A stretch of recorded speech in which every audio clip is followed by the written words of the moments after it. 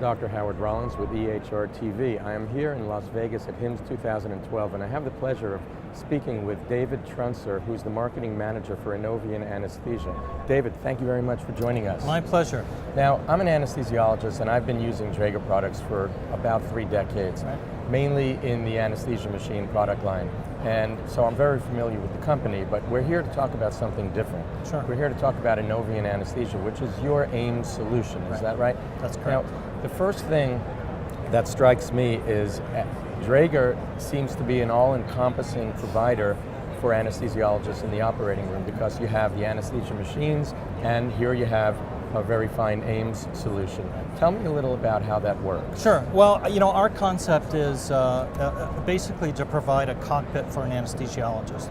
So we've got obviously the anesthesia machines, we've got the monitoring solutions as well, and with our capability of incorporating an HIMSS solution into a monitoring device like a C700, we provide the anesthesiologist essentially with all the tools that they need to not only care for the patient, but to also record and track the interventions that happen during the introduction of anesthesia to the patient. Now, in the event that an anesthesia group does not have Draeger machines and they are not planning to make a change, is that an issue if they want to move into an HIMSS product and are considering Inovian? Yeah, that's not an issue at all. We've got many implementations out there where we are actually integrated very well with other product lines, GE, Philips, monitoring systems, GE, anesthesia machines. That's not a problem at all. We provide interface capability to virtually every device out on the marketplace. Got it. Now, you have a list of some rather prestigious clients that are using Inovian anesthesia. That's correct. First and foremost is the Department of Defense. In 2009, we won the sole source contract for the DoD. So virtually every military facility in the US, as well as overseas, that has a surgical suite will, by the end of March, have Inovian anesthesia completely installed. We're actually kind of celebrating that issue here in the booth by asking our guests, folks that come in to see our solution, to have their photograph taken against the green screen. Everyone that does, we will donate to the Fields House, which is essentially the Ronald McDonald House for the military. A $5 donation to support that effort.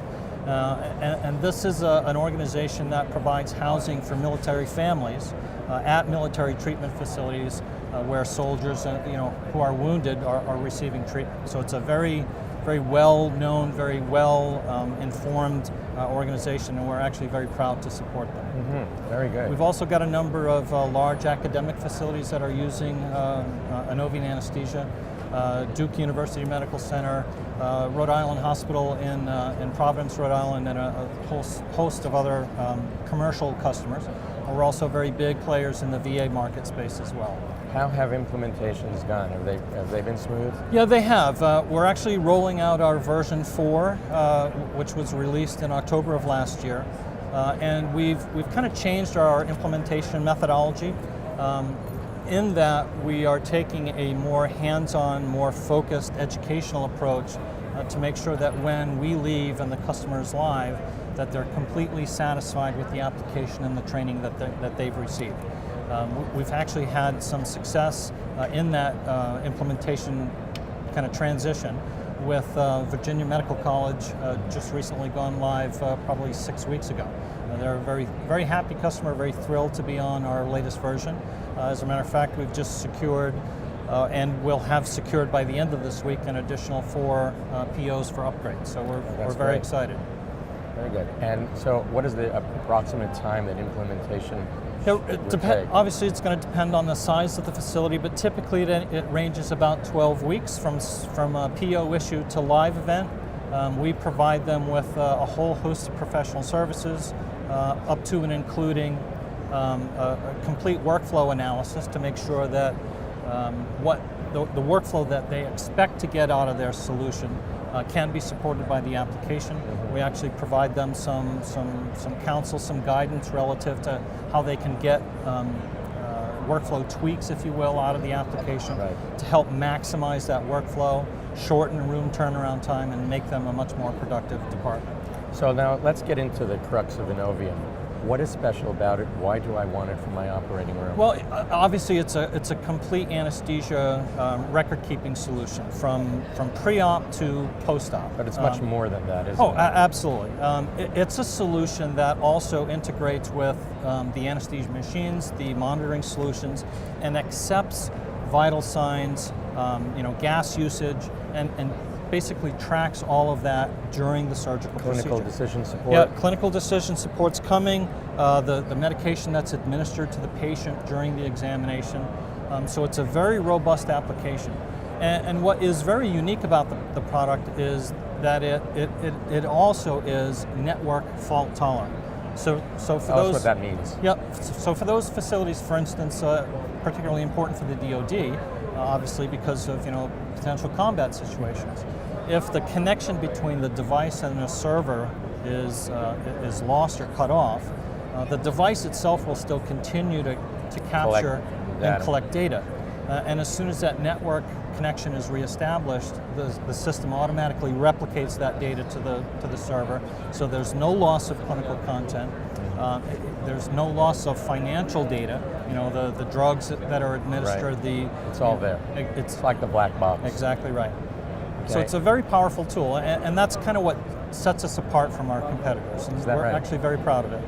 Do you think that might be why the DoD chose Innovium? It does have a lot to do with their decision as well. Obviously the DoD is very, cost sensitive as well. But what other things do you think led them to make the decision to go with your product? Well, feature function, certainly.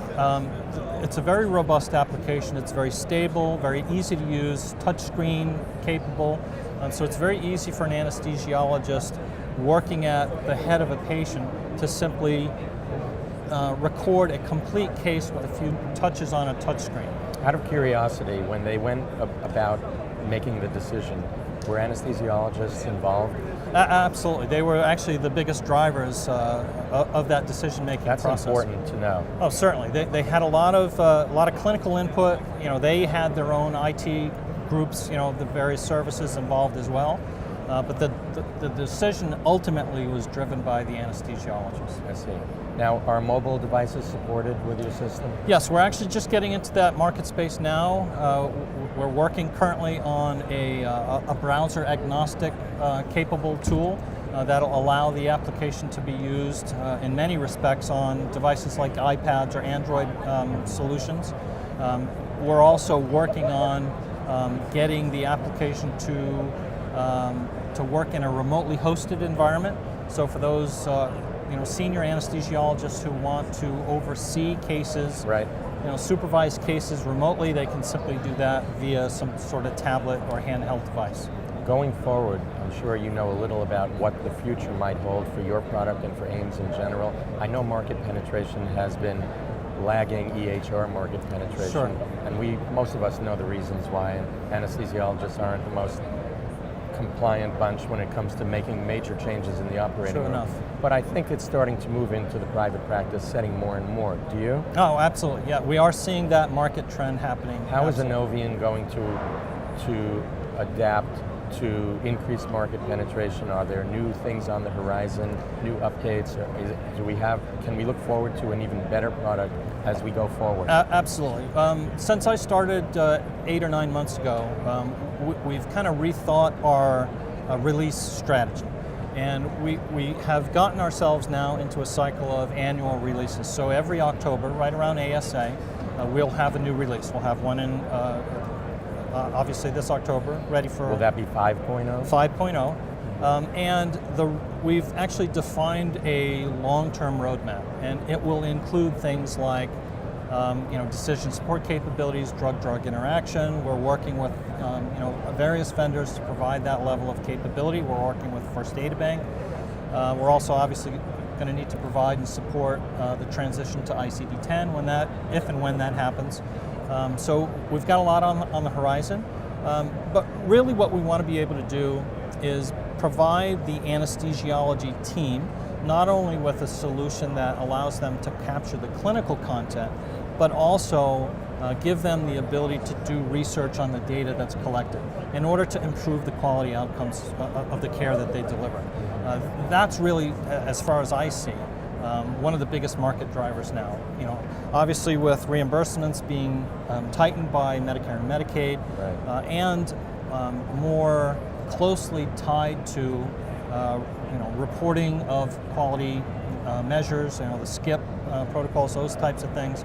We're working to provide a much more robust reporting capability for our customers than ever before, because we see that as having an important impact on right. not only their business but the business of healthcare as well. So as a person who clearly knows probably more about your product than most other human beings on this planet, how will Innovian improve patient care?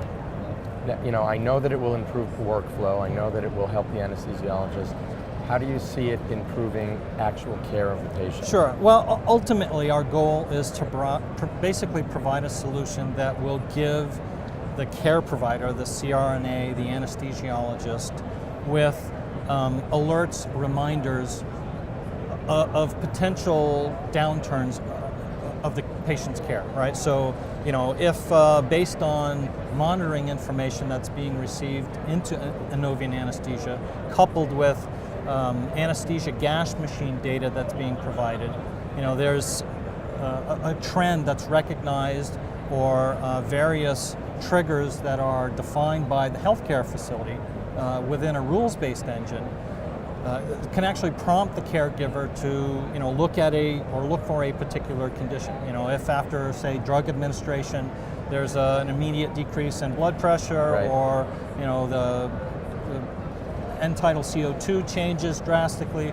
we want to be able to provide that level of update, alerts to a care provider so that they can actually attend to the issue and provide better care to the patient and ultimately drive the quality of care up. Thank you. Sure. Thank you, David. Thank you very much. It was really great talking to you. I would like for you to show me a few of the features Sure, now. I'd be happy to. Okay. David, why don't you show us a few of the key features of Innovian anesthesia? Sure. We designed this application to try to replicate how anesthesiologists do their charting now. We've got essentially a grid where they can capture various events during the process of providing care to a patient. We've added a number of things to, this is version 4.0 by the way, we've added a number of things to this particular version. For instance, providing the ability to track and record and chart compliance issues. SCIP protocols. Yep, SCIP protocols, antibiotic compliance, beta blocker usage, warming right. therapy, those types of things. And it's a simple matter of double-clicking that particular item and selecting the most appropriate response. In this case, right, the antibiotic was administered after the incision, and now that's part of the patient's record. We also have a graph where each user can, or for that matter, each facility can customize the vital signs that are recorded by Innovian and are simply plotted on the graph during the duration of the case. Is it easy to deal with artifact, because that's always something anesthesiologists are concerned about? It's actually very simple. We provide the anesthesiologist with the ability to essentially edit the record as required, so they can go back post case and make any modifications, any changes during that may have happened during the case. But those values do stay? Oh, absolutely. Yep. Okay. Yeah. The original values stay, but they can simply go back and make modifications, add notes to that particular event to make sure that it's completely documented. Okay. Now, imagine this on a touch screen at the patient's head. And what we've done is basically added these quick events where, I can simply select, in this case, the patient has entered the OR. I'm now going to induct the patient. I may now want to do intubation.